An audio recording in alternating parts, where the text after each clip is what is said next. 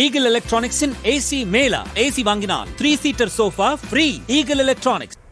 தொடங்கி 3 ஆண்டுகளை கூட நிறைவு செய்யாத தமிழக வெற்றி கழகம் 2026 தேர்தலில் யாருமே எதிர்பார்க்காத வகையில் அதிக இடங்களை பிடித்து ஆட்சியை பிடிக்க தயாராகி வரக்கூடிய நிலையில் அரசு உயரதிகாரிகள் மட்டத்தில் அணிமாறும் படலம் தொடங்கியிருப்பதாக தகவல் கசிந்திருக்கிறது.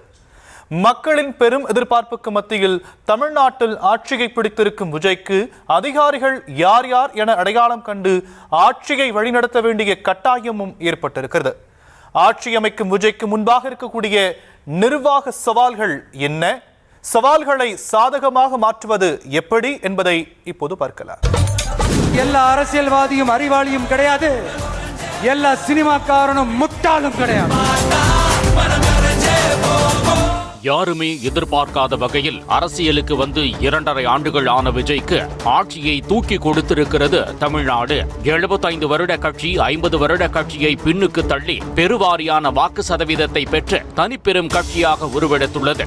இத்தனை ஆண்டுகளாக ஆண்ட கட்சிகள் மீது மக்களுக்கு ஏற்பட்ட அதிருப்தி என்பதை தாண்டி விஜய் மீது பெரும் நம்பிக்கையை வைத்து மக்கள் வாக்களித்திருக்கிறார்கள் என்பது கள நிலவரம் உணர்த்தும் செய்தியாக இருக்கிறது. அந்த நம்பிக்கையை காப்பாற்ற வேண்டிய இடத்தில் இருக்கும் விஜய்க்கு ஆட்சியை வழிநடத்துவதில் இருக்கும் நிர்வாக சிக்கல்களை கவனமாக கையாள வேண்டிய பொறுப்பும் வந்து சேர்ந்திருக்கிறது. இந்த பொறுப்பில் முக்கியமான விஷயமே அதிகாரிகளை கையாள்வதுதான். 10 ஆண்டுகளுக்கு பிறகு 2021 தேர்தலில் திமுக ஆட்சிக்கு வந்தபோது பெரும் எழுச்சியே இருந்தது. ஆட்சிக்கு வந்ததும் மகளிர் விடியல் பயணம் உள்ளிட்ட திட்டங்களுக்கு முதல் கையெழுத்து போட்டது தொடங்கி ஆட்சியின் முதல் பாதி சுமூகமாகத்தான் சென்றது. ஆனால் போக போக திமுக அரசுக்கு எதிரான மனநிலைமை பரவ தொடங்கியது. அரசு ஊழியர்கள், செவிலியர்கள், ஆசிரியர்களுக்கான வாக்குறுதியை நிறைவேற்றாததும், தெருவில் இறங்கி போராட்டம் நடத்தியவர்களை திமுக அரசு கையாண்ட மோசமான விதமும் பெரும் அவப்பெயராக மாறியது. இதற்கெல்லாம் முக்கிய காரணமே சில அதிகாரிகள் தான். சில IAS, IPS அதிகாரிகளின் ஆதிக்கம் தலை விரித்தாடியதுதான் திமுக ஆட்சி மீதான அவப்பெயரை மக்கள் மத்தியில் அதிகரிக்க செய்தது. அதிகாரிகள் தான் ஆட்சியை நடத்துகிறார்கள் என்ற குற்றச்சாட்டு பலமாக எழுந்த போதும் திமுக தலைமை சுதாரிக்கவில்லை என்பதை தாண்டி சுதாரிக்க விடவில்லை என்றுதான் சொல்ல வேண்டும். திமுகவின் மேல்மட்டத்தை கைக்குள் போட்டுக்கொண்டு ஆட்சிக்கு ஆதரவான அலை இருப்பது போல அதிகாரிகள் மாயையை உருவாக்கியது தற்போது தேர்தல் முடிவுகளில் எதிரொலித்து அதிர்ச்சியை கொடுத்திருக்கிறது.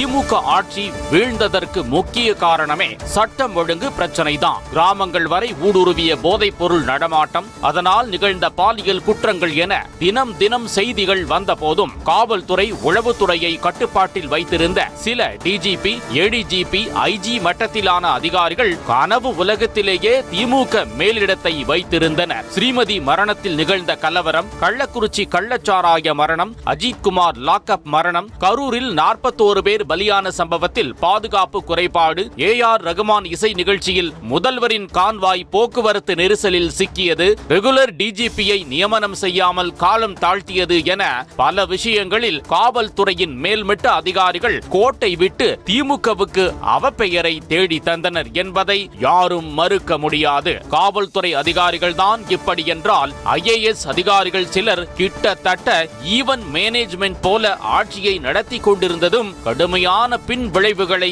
தேடி தந்திருக்கிறது. TNPSC தேர்வை நடத்த முடியாமல் ரத்து செய்தது உள்ளிட்ட நிர்வாக காரணங்கள் இளைஞர்கள் மத்தியில் எதிர்ப்பை சம்பாதிக்க காரணமாக அமைந்தது. மேலும் திமுக ஆட்சியில் செயல்படுத்திய திட்டங்கள் கீழ்மட்டம் வரை சென்று சேராமல் இருந்ததற்கும் அதிகாரிகள் தான் காரணம் என்றும் சொல்லப்பட்டது.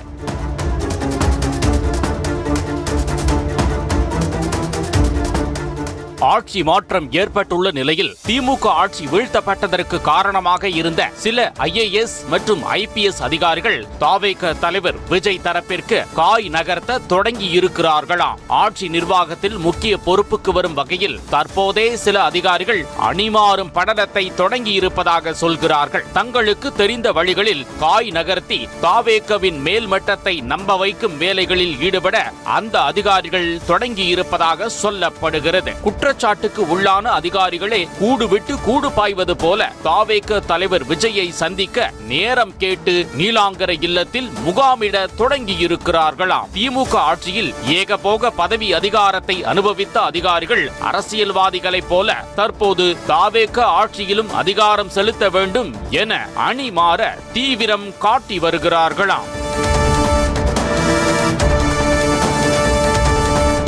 இந்த செய்தி காக்கி வட்டாரத்திலும் IAS ஆபீசர் வட்டத்திலும் ரெக்கை கட்டி பறக்கிறதாம். ஏற்கனவே குறிப்பிட்ட சில DGP, ADGP, IG மட்டத்திலான அதிகாரிகளின் எல்லையற்ற ஆதிக்கம் காரணமாக பெரும் மன உளைச்சலில் தவித்த கீழ்மட்ட அதிகாரிகள் செய்தியை கேட்டு அச்சத்தில் ஆழ்ந்திருப்பதாக கூறப்படுகிறது. சட்டம் ஒழுங்கு சீரழிவுக்கு முக்கிய காரணமாக கூறப்படும் அதிகாரிகள் ஆட்சி மாறினாலும் அதிகாரத்தை கைப்பற்ற நினைப்பதின் மூலம் எந்த மாற்றத்தையும் கொண்டு வர முடியாது என்பதால் தாவேக தலைவர் விஜயும் கவனமாக காய் நகர்த்த வேண்டும் என்ற கோரிக்கை எழுந்துள்ளது.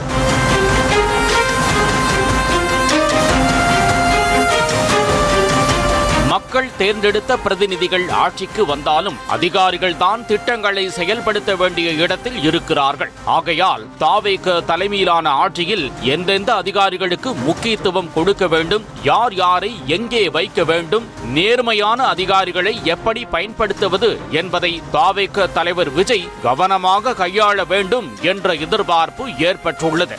மகளிருக்கு மாதம் 2500 ரூபாய், ஆண்டுக்கு 6 சிலிண்டர் என பல திட்டங்களை வாக்குறுதிகளாக அறிவித்திருக்கும் தாவேக தலைவர் விஜய் தன்னை சுற்றி எந்தெந்த அதிகாரிகளை வைத்துக் கொள்ள வேண்டும் என்பதிலும் கவனமாக செயல்பட்டால் மட்டுமே ஆட்சியை எந்த அவப்பெயரும் கரும்புள்ளியும் இல்லாமல் வழிநடத்த முடியும் என்பதே உண்மை. கடும் விமர்சனங்கள், ஏளனங்களை வென்று ஆட்சியை பிடித்திருக்கும் தாவேக தலைவர் விஜய் மக்களின் நம்பிக்கையை தக்க வைக்க நம்பிக்கைக்குரிய நேர்மையான அதிகாரிகளை தன் பக்கத்தில் வைத்திருக்க வேண்டும் என்பதே மக்களின் ஆசையாகவும் உள்ளது.